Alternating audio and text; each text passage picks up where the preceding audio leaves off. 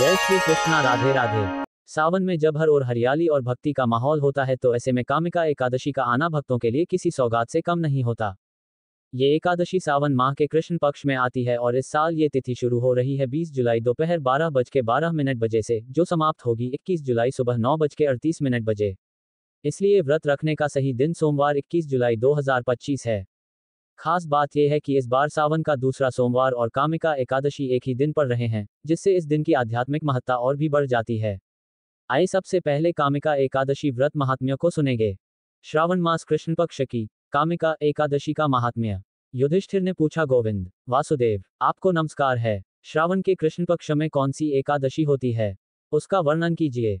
भगवान श्री कृष्ण बोले, राजन सुनो, मैं तुम्हें एक पापनाशक उपाख्यान सुनाता हूँ, जिसे पूर्व काल में ब्रह्मा जी ने नारद जी के पूछने पर कहा था।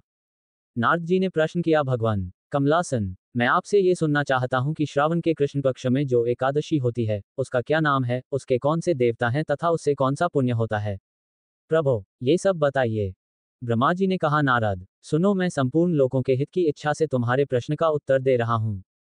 श्रावण मास में जो कृष्ण पक्ष की एकादशी होती है उसका नाम कामिका है। उसके स्मरण मात्र से वाजपेय यज्ञ का फल मिलता है। उस दिन श्रीधर, हरि, विष्णु, माधव और मधुसूदन आदि नामों से भगवान का पूजन करना चाहिए। भगवान श्री कृष्ण के पूजन से जो फल मिलता है वह गंगा, काशी, नैमिषारण्य तथा पुष्कर क्षेत्र में भी सुलभ नहीं है। सिंह राशि के बृहस्पति होने पर तथा व्यतिपात और दंडयोग में गोदावरी स्नान से जिस फल की प्राप्ति होती है वही फल भगवान श्री कृष्ण के पूजन से भी मिलता है। जो समुद्र और वन सहित समूची पृथ्वी का दान करता है तथा जो कामिका एकादशी का व्रत करता है, वे दोनों समान फल के भागी माने गए हैं। जो ब्याई हुई गाय को अन्यान्य सामग्रियों सहित दान करता है, उस मनुष्य को जिस फल की प्राप्ति होती है वही कामिका का व्रत करने वाले को मिलता है। जो नरश्रेष्ठ श्रावण मास में भगवान श्रीधर का पूजन करता है, उसके द्वारा गंधर्वों और नागों सहित संपूर्ण देवताओं की पूजा हो जाती है। अतः पाप भीरु मनुष्यों को यथाशक्ति पूरा प्रयत्न करके कामिका के दिन श्रीहरि का पूजन करना चाहिए। जो पापरूपी पंख से भरे हुए संसार समुद्र में डूब रहे हैं, उनका उद्धार करने के लिए कामिका का व्रत सबसे उत्तम है। अध्यात्म विद्यापरायण पुरुषों को जिस फल की प्राप्ति होती है उससे बहुत अधिक फल कामिका व्रत का सेवन करने वालों को मिलता है। कामिका का व्रत करने वाला मनुष्य रात्रि में जागरण करके न तो कभी भयंकर यमराज का दर्शन करता है और न कभी दुर्गति में ही पड़ता है।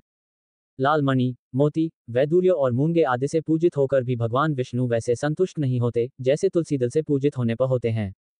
जिसने तुलसी की मंजरियों से श्री केशव का पूजन कर लिया है, उसके जन्म भर का पाप निश्चय ही नष्ट हो जाता है। जो दर्शन करने पर सारे पाप समुदाय का नाश कर देती है, स्पर्श करने पर शरीर को पवित्र बनाती है, प्रणाम करने पर रोगों का निवारण करती है, जल से सींचने पर यमराज को भी भय पहुंचाती है, आरोपित करने पर भगवान श्री कृष्ण के समीप ले जाती है और के चरणों में चढ़ाने पर मोक्षरूपी फल प्रदान करती है, उस तुलसी देवी को नमस्कार है। तारांकन, जो मनुष्य एकादशी को दिन रात दीपदान करता है उसके पुण्य की संख्या चित्रगुप्त भी नहीं जानते। एकादशी के दिन भगवान श्री कृष्ण के सम्मुख जिसका दीपक जलता है उसके पितर स्वर्गलोक में स्थित होकर अमृतपान से तृप्त होते हैं।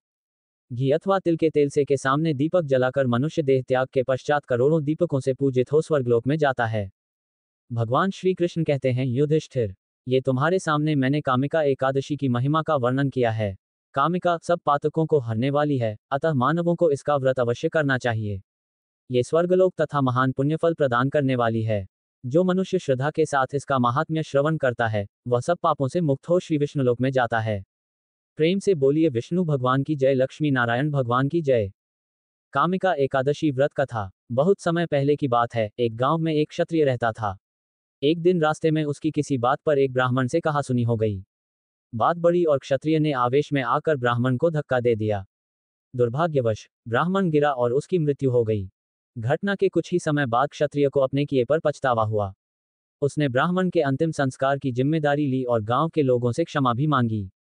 लेकिन गांव के पंडितों ने साफ मना कर दिया। उन्होंने कहा, तुम पर ब्रह्महत्या का दोष है। जब तक तुम इसका प्रायश्चित नहीं करते हम कोई धार्मिक कार्य में शामिल नहीं होंगे। अब क्षत्रिय परेशान था। उसने बार बार विनती की कि उसे कोई उपाय बताया जाए जिससे वह इस पाप से मुक्त हो सके। पंडितों ने उसे सलाह दी, अगर तुम सच्चे मन से सावन के कृष्ण पक्ष की एकादशी यानी कामिका एकादशी का व्रत रखो, भगवान विष्णु की पूजा करो, ब्राह्मणों को भोजन कराओ और दान दो तो तुम अपने अपराध से मुक्त हो सकते हो। क्षत्रिय ने बिना देर किए व्रत की तैयारी शुरू की। उसने पूरे नियमों के साथ उपवास रखा, भगवान विष्णु की पूजा की, तुलसी अर्पित की और रात भर जागरण किया। उसी रात उसे स्वप्न में भगवान विष्णु के दर्शन हुए। उन्होंने मुस्कुराकर कहा, तुमने सच्चे मन से प्रायश्चित किया है। तुम्हारे पुण्य कर्मों और भक्ति से मैं प्रसन्न हूँ। अब तुम ब्रह्महत्या के पाप से मुक्त हो चुके हो। सुबह जब क्षत्रिय उठा, उसका मन शांत और हल्का था। गांव के लोग भी उसकी तपस्या से प्रभावित हुए और उसे फिर से स्वीकार कर लिया। कहा जाता है कि उसी दिन से कामिका एकादशी का व्रत विशेष पुण्यदायी माना जाने लगा। इस व्रत की कथा केवल सुनने भर से ही यज्ञ के बराबर पुण्य मिलता है और अगर सच्चे मन से किया जाए तो पाप भी धुल जाते हैं। प्रेम से बोलिए विष्णु भगवान की जय। आज की कथा यहीं पर समाप्त होती है। तो भक्तजनों कथा पसंद आई हो तो वीडियो को लाइक सब्सक्राइब करिएगा और कमेंट बॉक्स में जय श्री कृष्णा राधे राधे लिखिएगा।